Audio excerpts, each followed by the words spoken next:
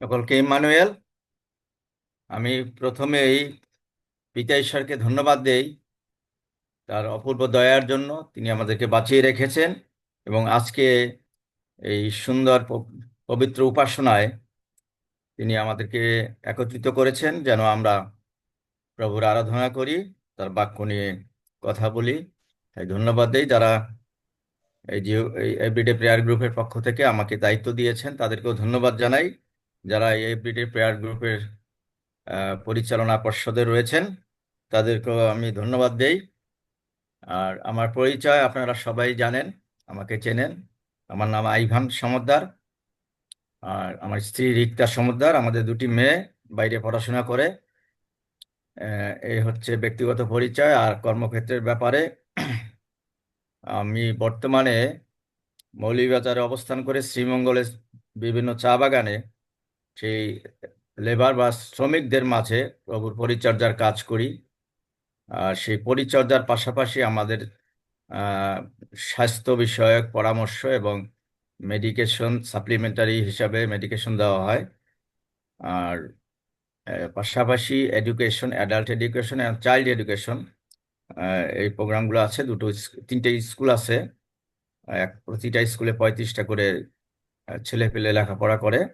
আর আরেকটি বিষয় হচ্ছে আর্থিক উন্নয়নের জন্য আমরা কিছু কাজ করি। তারা সামান্য মজুরি পায়, বর্তমানে 170 টাকার মতো পার ডে ওয়েজেস তাদের। তো আমরা সংক্ষেপে এটাকে SHEED বলি। S spiritual, health, education, economic development. এই হচ্ছে আমার পরিচয়। আমরা চা বাগানে কাজ করি দুজনে, আমরা স্বামী স্ত্রী। আহ, প্রভুর পক্ষে কাজ করি। আহ, আহ, এটা এমন না যে আমরা কোনো বেতনভুক্ত কর্মচারী না, একেবারে নির্বিধি কাজ করছি। এটি প্রভু আমাদেরকে ব্যবহার করছেন, প্রভুর আহ্বানে সাড়া দিয়েই এই কাজে আমরা নেমেছি। তাই প্রভুকে ধন্যবাদ দিই। আসুন আমরা বাক্যে যাই। আর আজকে আমার যে বিষয়টি সেটি একটু উল্লেখ করতে চাই। বাইবেল অনুযায়ী যিশু মানব জাতিকে গভীর ও চিরস্থায়ীভাবে ভালোবাসেন, যা তার আত্মত্যাগের মাধ্যমে প্রকাশিত হয়েছে। বাইবেলের যখন 3 অধ্যায়ে 16 পদে বলে যে ঈশ্বর মানুষকে এত ভালোবেসেছেন যে তিনি তার একমাত্র পুত্রকে অর্থাৎ যিশুকে দিয়েছেন, যেন যে কেউ তার উপরে বিশ্বাস করে সে বিনষ্ট না হয়, অনন্ত জীবন লাভ করতে পারে। যিশু নিজেও আমাদের প্রেম করতে বলেছেন এবং তার এই ভালোবাসা তার ক্রুশবিদ্ধ হয়ে মৃত্যুবরণ করার মধ্য দিয়ে তিনি প্রমাণ করেছেন, বুঝিয়ে দিয়েছেন তিনি আমাদেরকে ভালোবাসেন। আর সেই ভালোবাসার কতগুলো রূপ আমাদের বাইবেলে বলে। যিশু তার ভালোবাসার যে উদাহরণ তিনি দিয়েছেন বিভিন্ন জায়গায়, সেটি প্রথম ছিল আত্মত্যাগ। ঈশ্বর মানুষকে ভালোবেসে যিশুকে পাঠিয়েছিলেন মানুষের জন্যই, যেন তার উপর বিশ্বাস করে মানুষ কি করে পাপ থেকে মুক্তি পায়। আর সেটি ছিল ঈশ্বরের উদ্দেশ্য, এবং এই উদ্দেশ্য প্রতিফলন ঘটেছে যিশুর মধ্য দিয়ে। তিনি সে আত্মত্যাগ করেছেন। দ্বিতীয় যে বিষয়টি সেটি হলো আদেশ। যিশু নিজেকে ভালোবেসে ঈশ্বরের সঙ্গে আমাদের একাত্ম হওয়ার আদেশ দিয়েছেন, কথা বলেছেন। তৃতীয় তৃতীয় যে বিষয়টি সেটি হচ্ছে সার্বজনীন ভালোবাসা। যিশু এই ভালোবাসার সম্পর্ক তৈরি করেছেন যা সকলকে পবিত্র করে। শুধু কোনো একক ব্যক্তিকে নয়, যিশু সকলকেই ভালোবেসেছেন। এটি সার্বজনীন ভালোবাসা। যারা খ্রিস্ট বিশ্বাসী আমরা জানি আমরা সকল মানব জাতিকেই ভালোবাসি। আর সেটি হচ্ছে আমাদের প্রভু শিখিয়েছেন যারা আমরা সকল মানুষকেই, সকল সৃষ্টিকেই ভালোবাসি। আর সেই ভালোবাসার কতগুলো তার তাৎপর্য রয়েছে। আর তা হলো অনন্ত জীবন। তার একটি হলো অনন্ত জীবন।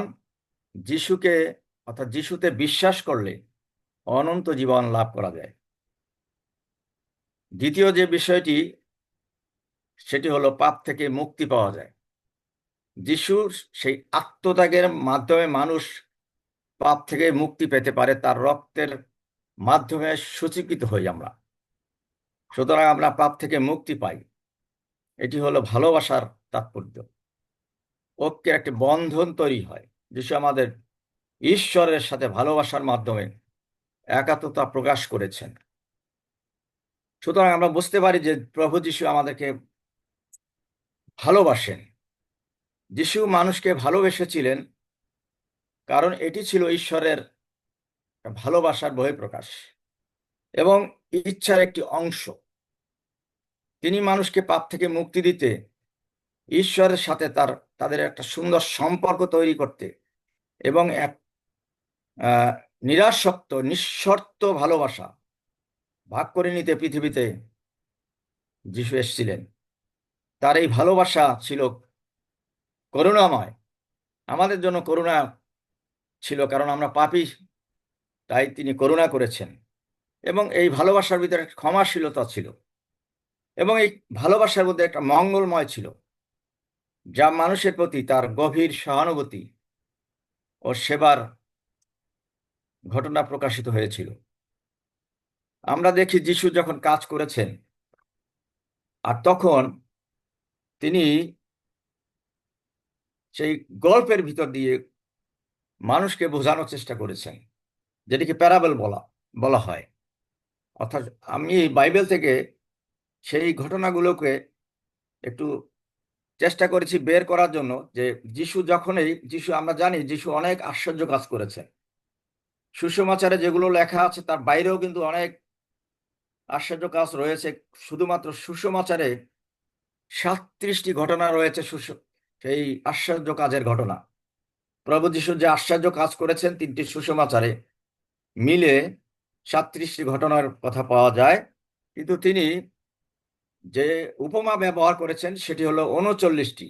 অর্থাৎ প্রভু যিশু তার আশ্চর্য কাজের চেয়ে উপমা ব্যবহার করেছেন বেশি, এই অর্থে যে যিশু যে কাজগুলো করতে চান যেন সেখানের মানুষ সঠিকভাবে বুঝতে পারে, সেই জন্য তিনি সেই সময়ের ঘটনাবলীর গল্পের আকারে অনেক সময় তিনি চেষ্টা করেছেন সেগুলো মানুষকে বোঝানোর জন্য, যে যিশু কতখানি নিঃশর্তভাবে মানুষকে ভালোবাসেন। আর সেই ভালোবাসার চিহ্নস্বরূপ যিশুকে যখন সেই শত্রুরা ক্রুশে দেওয়া হয়, আর আমরা জানি সকলে যে ক্রুশারোপিত হয়েছিল যিশু আমাদের জন্য, আর সেটি ছিল ক্যাপিটাল একটি পানিশমেন্ট। আর সেই সময় সেই পানিশমেন্ট ছিল যারা বড় ধরনের অপরাধ করত তখন তাদেরকে ক্রুশে দেওয়া হতো। আজকে আমরা যারা বিশ্বাসী, আমরা অনেক সময় যিশুর ক্রুশ আমরা গলায় নিয়ে মনে করি যে আমি একজন খ্রিস্ট ভক্ত, আমি যিশুকে খুব ভালোবাসি। কিন্তু আমার প্রশ্ন হচ্ছে, সেই সময় ক্যাপিটাল পানিশমেন্ট ছিল ক্রুশ। সুতরাং যিশুর পাশে আরো 2টি ক্রুশ ছিল, অর্থাৎ 3টি ক্রুশ ছিল।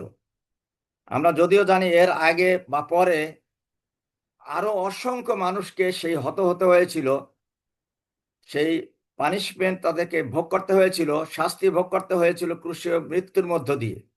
আর যিশুকে সেভাবে সে কঠিন মৃত্যু বরণ করতে হয়েছিল এবং ডানে বায়ে 2জন দস্যু ছিল যাদেরকে সেই ক্যাপিটাল পানিশমেন্ট হিসাবে দেওয়া হয়েছিল।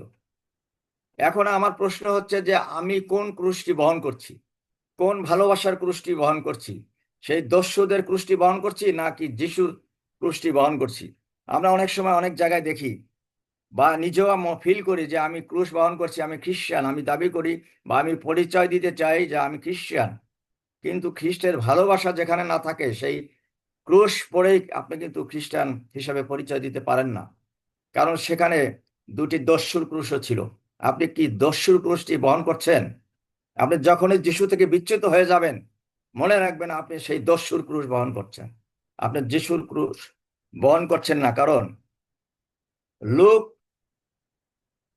9 অধ্যায় 23 পদে পরিষ্কার ভাবে যিশু বললেন, কেউ যদি আমার পশ্চাৎ আসিতে ইচ্ছা করে তবে সে আপনাকে অস্বীকার করুক, প্রতিদিন আপন ক্রুশ তুলিয়া লউক। এবং আমার পশ্চাৎগামী আইসু।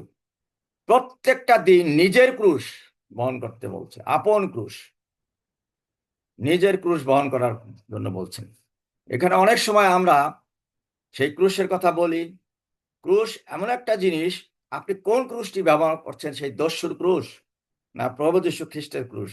আপনি যদি প্রভু যীশু খ্রিস্টকে ভালোবাসেন, আপনি যদি তার কথা মানেন, আপনি যদি বাইবেলের কথা মানেন, আপনি যদি নিয়ম মতো চলেন, তাহলে আপনি প্রভু যীশুর ক্রুশ বহন করছেন। আপনি যখনই নিজেকে নিয়ে ভাববেন, জগৎ নিয়ে ভাববেন, মন্দতা নিয়ে ভাববেন, তখন আপনি সেই যিশুর দুদিকে দুই দস্যুর ক্রুশকে আপনি বহন করছেন। আর সেই ক্রুশ সম্পর্কে বাইবেল কি বলে আমরা একটু দেখি। ক্রুশ খ্রিস্টানদের একটি ধর্মীয় প্রতীক হিসাবে অত্যন্ত গুরুত্বপূর্ণ, এটা আমরা জানি। কিন্তু এটা ব্যবহার শুরু হয় 2য় শতাব্দীর প্রথম দিক থেকে, অর্থাৎ খ্রিস্টের মৃত্যুর 2য় শতাব্দীর প্রথম দিক থেকে। প্রথম দিকে যেটা ছিল সামান্য হয়তো মানুষ ব্যবহার করত, কিন্তু প্রচলনটা শুরু হয় 4র্থ শতাব্দী থেকে। আর সেটি একটু অন্যভাবে যদি বলি, শুরুর দিকটা কিভাবে ছিল। প্রথম দিকটা আমি বলেছি যে ব্যবহারটা তেমন ছিল না, কিন্তু 2য় শতাব্দীতে এই সময় খ্রিস্টানরা ক্রুশ ব্যবহার করতে দ্বিধাবোধ করত। কারণ ছিল, একটা বিশেষ কারণ ছিল, দ্বিধা বোধ করত, ভয় পেত। যিশুর মৃত্যুর একটি দুঃখজনক ঘটনা, যিশুর মৃত্যু ছিল একটি দুঃখজনক ঘটনা এবং ভয়াবহ এই প্রতীকের চিহ্ন। অর্থাৎ ক্রুশটি আজকে আমরা যত সহজভাবে নেই, 2য় শতকে খ্রিস্টের মৃত্যু 2য় শতকে এটি ছিল কঠিন, একটা চ্যালেঞ্জিং বিষয় এবং দুঃখের বিষয়। মানুষ মনে করত যে এটি একটি দুঃখজনক ঘটনা এবং ভয়াবহ একটি প্রতীক, সুতরাং এটি ব্যবহার করতে তারা চাইতো না। পরবর্তীতে হস্তলিপি বা শিল্পকলা যেটাকে বলা হয়, প্রথম দিকের বাইবেলের নতুন নিয়মে হস্তলিপিতে হাতের লেখাতে ক্রুশ শব্দটির সংক্ষিপ্ত রূপ হিসাবে ক্রুশের মতো করে একটা চিহ্ন ব্যবহার করা হতো। এই হস্তলিপিতে একটা ক্রুশের চিহ্ন হাত দিয়ে ব্যবহার করা হতো, এটা প্রথম দিকে। পরবর্তী ব্যবহার শুরু হয় 4র্থ শতাব্দীতে। এই সময় থেকে খ্রিস্টীয় সেই শিল্পকলায় ক্রুশ একটি প্রধান প্রতীক হিসাবে ব্যাপকভাবে ব্যবহৃত হয় 4র্থ শতাব্দীর থেকে। আর এই তারপরের থেকে আজকে আমরা সেই ক্রুশকে ভালোবাসার প্রতীক হিসাবে, যে যিশু আপনার আমার পাপের জন্য মৃত্যুবরণ করেছেন, সেই প্রতীক হিসাবে আমরা ব্যবহার করি। প্রতীক হিসাবে ব্যবহার করা হয় কারণ ক্রুশ হলো খ্রিস্ট ধর্মের প্রধান একটি প্রতীক এবং যিশু খ্রিস্টের ক্রুশবিদ্ধকরণ ও তার আত্মত্যাগকে এই ক্রুশ আমাদেরকে স্মরণ করিয়ে দেয়। সুতরাং খ্রিস্টেতে ভাই বোন, আপনার আমার মনে রাখতে হবে আমরা কোন ক্রুশটি ব্যবহার করছি, কোন ক্রুশটি আমরা সাথে রাখছি। আমরা কি যিশুর ক্রুশ নিচ্ছি, না সেই যারা সেই সময়ের সবচেয়ে দাগী আসামি ছিল, সবচেয়ে খারাপ ব্যক্তি ছিল, তাদের ক্রুশ বহন করছি? কারণ সেই সময় ক্রুশের সংখ্যা ছিল বেশি, আর যিশুর ক্রুশের পাশে আরো দুটি ছিল, 3টি ক্রুশ ছিল, তার মধ্যে 2টি ছিল দস্যুদের। এরপরে আসি, যিশু কেন মানুষকে এত ভালোবাসেন, তার কতগুলো কারণ রয়েছে। সেই ভালোবাসা প্রদর্শনের জন্য তিনি অনেক আশ্চর্য কাজ তিনি করেছেন। আমরা অনেক সময় মনে করি যিশুর কাছে সে সময় অনেক লোকেই আসতো সেই সুস্থ হওয়ার জন্য বা ভালো থাকার জন্য, অনেকেই আসতো। যিশু কিন্তু সব ক্ষেত্রেই কিন্তু কাজ করছেন কিনা মনে হয় না। যিশু সেখানে বাইবেল অনুযায়ী আমরা দেখি 37টি জায়গায় আশ্চর্য কাজ করেছেন, 3টি সুসমাচারে। আর সেই কাজগুলো করেছেন সেই ভালোবাসা দেখানোর জন্য। এটা প্রতীকী হিসাবে তিনি যে সকল লোক অসুস্থ ছিলেন, প্যারালাইসিস ছিলেন, কুষ্ঠ রোগী ছিলেন, কুঁজা হয়ে গিয়েছিলেন, হাঁটতে পারত না, অন্ধ ছিল, এবং যিশু জলের উপর দিয়ে হেঁটেছিলেন। আশ্চর্য কাজের একটি ঘটনা, বিবাহ বাটিতে তিনি সেই জলকে দ্রাক্ষারস করেছিলেন, মৃতকে জীবন দিয়েছিলেন। ঘটনাগুলো কঠিন বিষয়, কিন্তু এর ভিতরে একটি ভালোবাসা লুকিয়ে ছিল।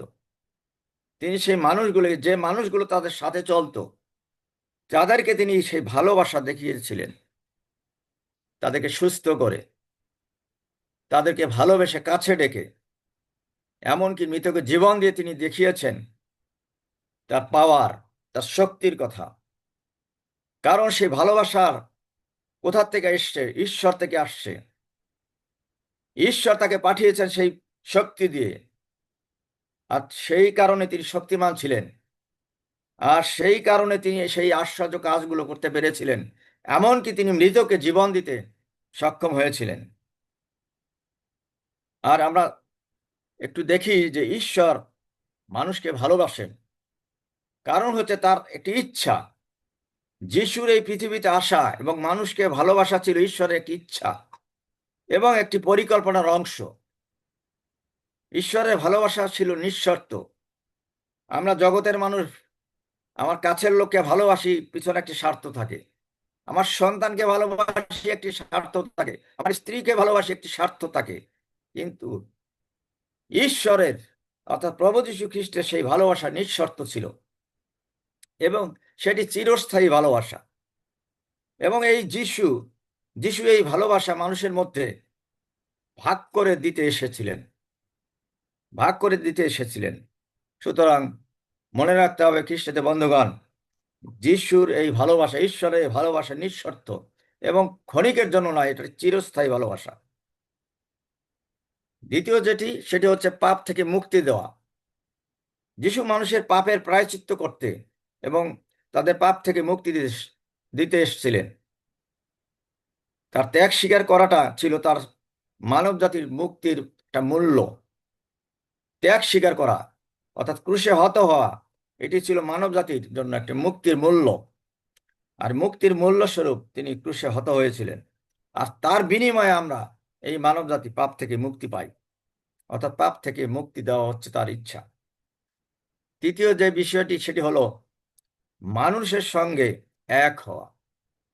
মানুষের সঙ্গে এক হওয়া। যিশু ঈশ্বর ও মানুষ, এই দুঃসত্তার সমন্বয়ে গঠিত ছিলেন। যিশু ঈশ্বর এবং মানুষ, এই দুই সত্তার সমন্বয়ে গঠিত ছিল, যা তাকে মানুষের সাথে একাত্মতা পোষণ করতে সাহায্য করেছেন এবং তাদের স্বভাব, যে মানুষের স্বভাবে চলতে সাহায্য করেছেন। এবং আমাদের কাছে সহজ হয়েছে যিশুকে লালন করতে, যিশুকে ধারণ করতে। এই স্বভাবের কারণে সেটি সম্ভব হয়েছে, নতুবা আমরা কোনোভাবেই ঈশ্বরের সান্নিধ্য বা যিশুর সান্নিধ্য লাভ করতে পারতাম না।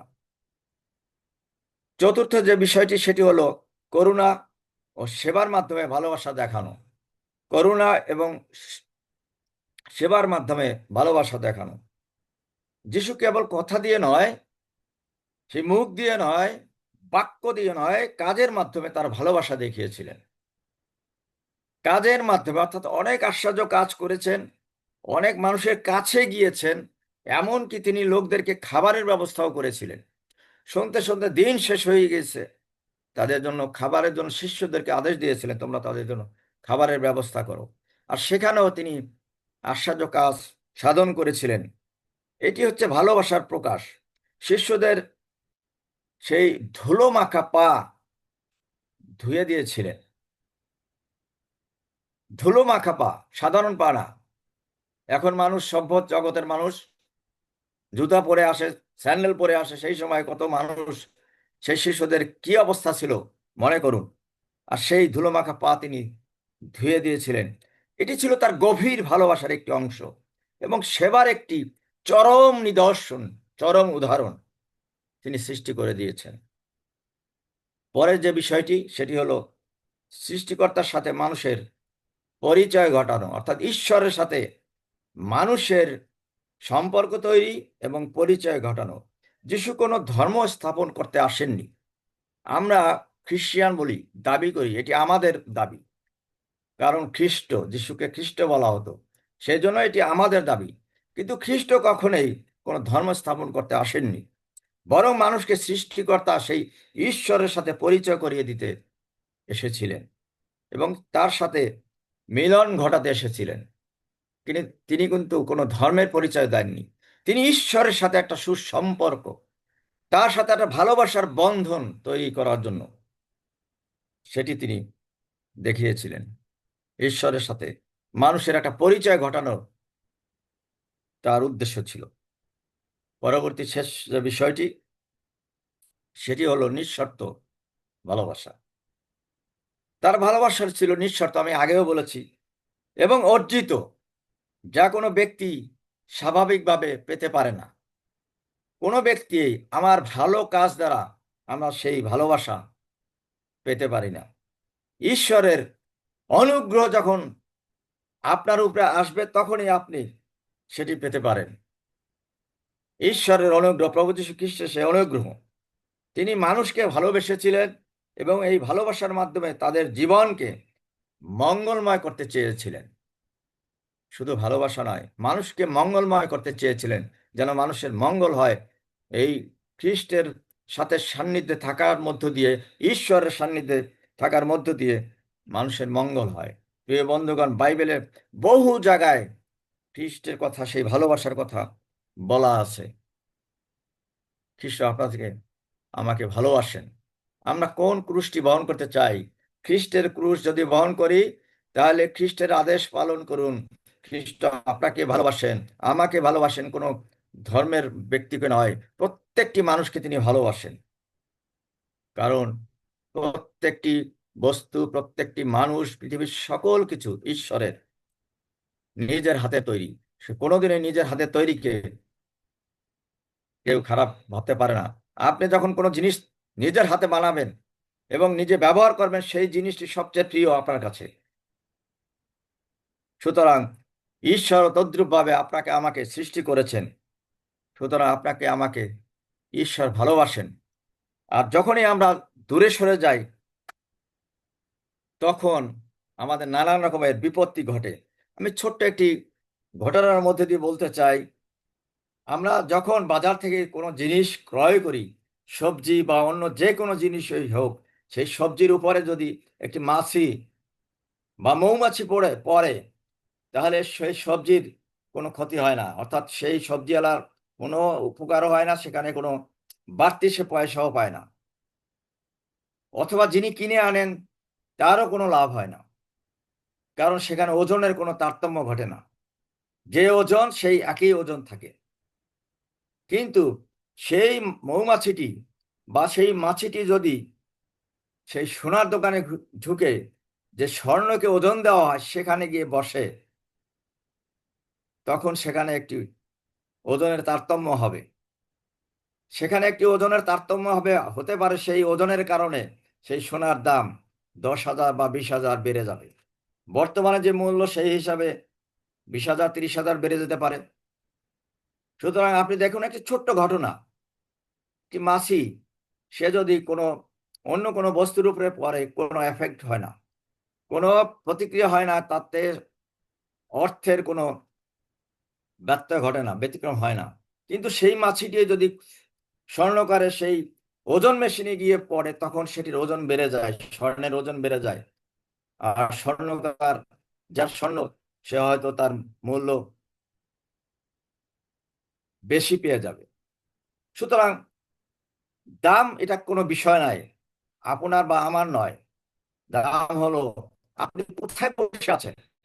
আপনি কি ঈশ্বরের সান্নিধ্যে বসে আছেন, নাকি শয়তানের পাশে বসে আছেন? সেই জন্য আমি বলছি, আপনি কি ঈশ্বরের ক্রুশ বহন করছেন, প্রভু যীশু খ্রিস্টের ক্রুশ বহন করছেন, নাকি সেই দুই দস্যুর একটি ক্রুশ? যদিও সেখানে বলা হয় একটি ক্রুশ, ক্রুশ থেকে সেখানে যিশুকে বলা হয়েছিল, যিশুর কথা বলা হয়েছিল, এবং যিশু তাকে বলছিলেন, অদ্বৈ তুমি আমার সাথে পরম দেশে নিতে হবে। তাহলে আরেকটি ক্রুশ থাকে, আমরা সেই কোন ক্রুশটি বহন করছি? এটি আপনার আমার প্রশ্ন। আমরা কোথায় বসে আছি, কোন পাত্রে বসে আছি, কোন জায়গাতে বসে আছি? আমরা কি প্রভুর সান্নিধ্যে বসে আছি? প্রিয় বন্ধুগণ, অনেকেই আমরা জুমে এখানে আসি, কারো খারাপ লাগতে পারে। আমি যদি বলি হাত রেজ করেন, এখন এখানে কয়েকজন আমরা জুমে আছি, সামনে আছি, আমি কথা শুনছি, প্রভুর বাক্য শুনছি, অনেকগুলো ডিভাইস, 27টি ব্যাচ চলছে। বলা হয় এটা লাভ রিয়াক্ট দেন, এখানে 4-5 জন, হয়তো 5 জন 7 জন লাভ রিয়াক্ট দেবেন, বাকিরা হয়তো কাছে পিঠেও নেই। এটাই হচ্ছে যে আমি কোথায় বসে আছি, আমি কোথায় বসে আছি আপনার কাছে সেই প্রশ্ন রাখছি। আপনি কি সেই স্বর্ণকারের সেই ওজনকৃত মেশিনে বসে আছেন, নাকি সেই সবজি আলার সবজির উপর বসে আছেন? প্রিয় বন্ধুগণ, সেটি আপনার কাছে প্রশ্ন।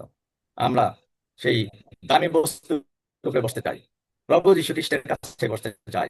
আমরা কোনো শয়তানের কাছে নয়, শয়তানের কোনো চিহ্নের কাছে নয়, যীশু খ্রিস্টের সেই চিহ্নের কাছে, যেটি ভালোবাসার প্রতীক, ক্রস, যেটি ক্রস বলা হয়, যোগ চিহ্ন, এটি ভালোবাসার একটি প্রতীক। সেই ভালোবাসার প্রতীকের কাছে আমরা বসতে চাই, যেন আমাদের মূল্য বৃদ্ধি পায়। কারণ প্রভু আপনাকে ভালোবাসেন এবং তিনি ডাকছেন, আসো। যিশু আমাদেরকে বলছেন, আসো, কাম টু মি, আমার কাছে আসো। আর তিনি আমাদেরকে জড়িয়ে ধরতে চান, সেই ভালোবাসা দেখাতে চান। প্রিয় বন্ধুগণ, তখন 3.5 বছরের কর্মজীবনে তিনি 37টি সেই উপমা তিনি ব্যবহার করছে, আশ্চর্য কাজ করেছেন। 39টি উপমা তিনি ব্যবহার করেছেন। আমরা 80 বছর, 90 বছর, 100 বছর বাঁচি, আমাদের জীবনে যত বছরই বাঁচি না কেন, আমাদের কর্মজীবন সুন্দর হয় না, ভালোবাসার হয় না। মানুষ আমাদেরকে নানাভাবে তিরস্কার করে। প্রিয় বন্ধুগণ, আমরা সেই ভালো জায়গায় বসতে চাই। পরিশেষে এটাই বলতে চাই, আমরা এখানে সকলেই খ্রিস্টে বিশ্বাসী। সুতরাং তারপরেও এটি মনে রাখা উচিত, প্রভু আপনার পাশেই রয়েছেন। আমরা সেই সুন্দর জায়গাটি বেছে নিতে চাই, যেন আপনার কাছে প্রভু থাকেন এবং প্রভুর ভালোবাসার সান্নিধ্যে এসে আপনি সেই ভালোবাসার আনন্দ, ভালোবাসার যে কি আনন্দ, সেই আনন্দটা আপনি উপলব্ধি করতে পারেন। সকলেই ভালো থাকুন, সুস্থ থাকুন। প্রভু আপনাদের সকলকে প্রচুর পরিমাণে আশীর্বাদ করুন। সকলকে ইম্মানুয়েল।